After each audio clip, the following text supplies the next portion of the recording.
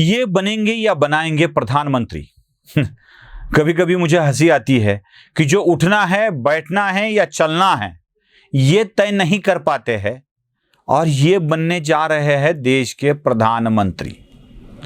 मुझे तो अचरज इस बात का है कि जो अपने हर एक चीज में, मतलब रोजमर्रा की जिंदगी में एक मत होकर कुछ नहीं कर पाते, वो क्या करेंगे देश का नेतृत्व। यही सवाल मेरे मन में भी आता है और बार बार यही बात मैं उठाता आया हूं। दोस्तों, शादी के लिए अब उम्र हो गई है 21 साल की, मतलब लड़की की उम्र कम से कम 21 साल की होनी चाहिए, ऐसा कानून बना है। पहले 18 साल का था, अब 21 साल का हो गया है। अगर किसी लड़के को 21 साल की लड़की शादी के लिए नहीं मिलती है तो ऐसा तो नहीं हो सकता कि वो 10.5 साल की दो लड़कियों को इकट्ठा करके बना देगा 21 साल और कर लेगा उन दोनों से शादी, और जब पुलिस आएंगे तब बोल देगा कि सर मेरी तो बीवी है और बीवी की उम्र 21 साल है, हो गया ना कानून पूरा आपका। ऐसा नहीं होता है दोस्तों, कानून इस तरह से पूरा नहीं होता है। वैसे भी अगर देश को चलाना है तो एक विचारधारा की हमेशा जरूरत होती है। जब जब भी हमने भिन्न भिन्न विचारधाराओं वाले पार्टी इकट्ठा होकर सरकार को बनाते दिखा है, तब तब कोई ना कोई समस्या देश के सामने आई है। सबसे बड़ी समस्या ये आई है कि ऐसी सरकारें टिकी ही नहीं है। वीपी सिंह आए, उससे पहले जनसंघ के काल में मोरारजी देसाई आए, कुछ ही महीनों में उनकी सरकार गिर गई। फिर दूसरे प्रधानमंत्री बने, फिर उनकी भी चौधरी चरण सिंह की भी सरकार गिर गई। फिर एक ऐसा मौका आया, वीपी सिंह की सरकार बनी, वीपी सिंह की सरकार भी गिर गई, चंद्रशेखर प्रधानमंत्री बन गए, 4 महीने में उनकी सरकार भी गिर गई। फिर ऐसे मौका आया, एचडी देवेगौड़ा की सरकार बनी, वो भी ज्यादा दिन तक नहीं टिकी, और फिर एक बार आई के गुजराल देश के प्रधानमंत्री बने, उनकी सरकार भी जल्द ही गिर गई। मतलब कोई भी ऐसे इकट्ठा करके जोड़ तोड़ करके चलाने की कोशिश करता है तो उनकी सरकारें गिर जाती है। चलिए, बहुत सारी बातें मैंने सरकार गिरने के हिसाब में ही बता दी, लेकिन अब जो मैं आपको कहानी बताने जा रहा हूं कि वही एक कहानी अब शुरू हो रही है। तेलंगाना के मुख्यमंत्री, बिहार के मुख्यमंत्री, बंगाल के मुख्यमंत्री और पंजाब, दिल्ली के मुख्यमंत्री इकट्ठा करके देश में नया प्रधानमंत्री देने की कोशिशें चल रही है। अब ये भी इकट्ठा होते हैं तो प्रधानमंत्री के लिए नाम किसका, इसके ऊपर भी विवाद है। कोई कहता है शरद पवार मटेरियल है, शरद पवार कहते हैं अब 82 साल का हो गया हूं, अब तो नहीं बनूंगा मैं। जैसे उन्हें बना के लाने के लिए तिलक करने के लिए लोग थाली लेकर आए हैं।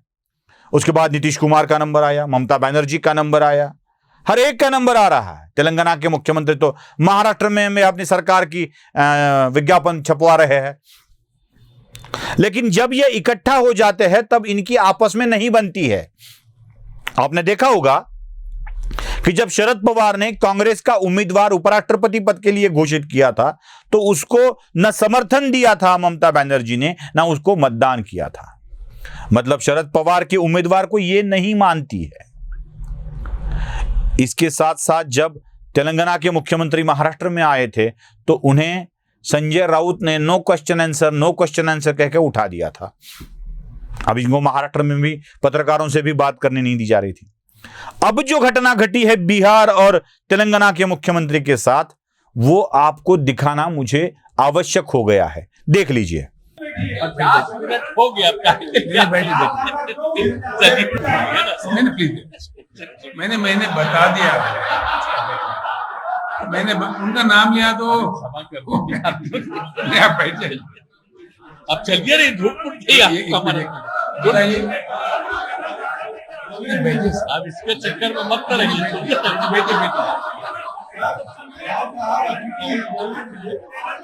अरे ये सब छोड़ कर दीजिए, आप बैठिए ना सर, बैठिए प्लीज।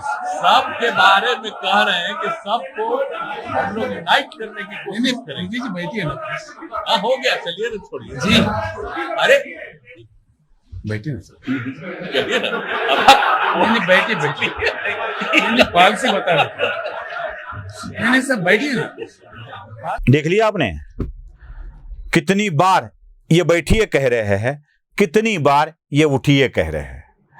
उठिए बैठिए, उठिए बैठिए, उठिए बैठिए, ये 10 बार चलिए कह रहे हैं, ये बैठिए कह रहे हैं। इसी में सारा कार्यक्रम हो गया। अब इकट्ठा बैठना है या नहीं बैठना है, या आपको झांसे में ले रहे हैं, ऐसे नीतीश बोल रहे हैं। और पत्रकारों से बात करना तेलंगाना के मुख्यमंत्री राव को भी बहुत जरूरी लग रहा है।